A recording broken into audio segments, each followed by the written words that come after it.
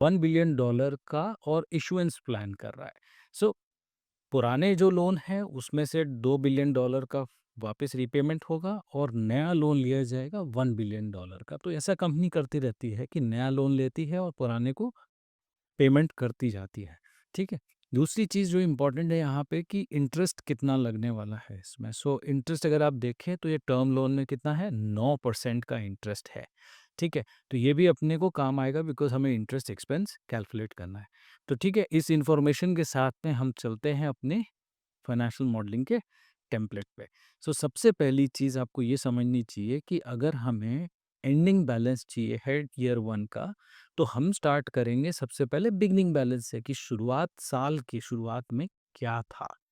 तो आपको याद होगा कि हमने इससे पहले जैसे डेप्रिसिएशन कैपेक्स में भी डिस्कस किया था कि हम एंडिंग बैलेंस जो लेते हैं प्रॉपर्टी प्लांट एंड इक्विपमेंट का, यही बिगनिंग बैलेंस हो जाता है ईयर 1 में। सिमिलरली हम यहाँ भी वैसे ही करेंगे कि एंडिंग बैलेंस देखेंगे कि टर्म लोन का एंडिंग बैलेंस क्या है, ये कहाँ मिलेगा, ये बैलेंस शीट में मिलेगा। तो बैलेंस शीट से हम लिंक करते हैं इसको 25200। तो ये हो गया हमारा एंडिंग बैलेंस ऑफ एक्चुअल्स 3। ठीक है।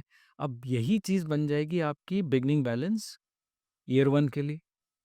ठीक है। अभी सब ठीक चल रहा। अब इशुएंस और रीपेमेंट, अभी हमारे पास ये इंफॉर्मेशन थी इशुएंस की और रीपेमेंट की। रीपेमेंट कितना होने वाला है, $2 बिलियन, और इश्योरेंस कितना होने वाला है, $1 बिलियन। अब ये देखिए कि ये जो यहाँ पे यूनिट है ये मिलियंस में है। तो अगर बिलियन में लिखना है तो कितना होगा, 1000 में आएगा। तो जैसे 1 मिलियन इश्यूएंस होने वाला था तो ये होगा 1000, और 2 बिलियन रीपेमेंट होने वाला है तो क्या आएगा, 2000।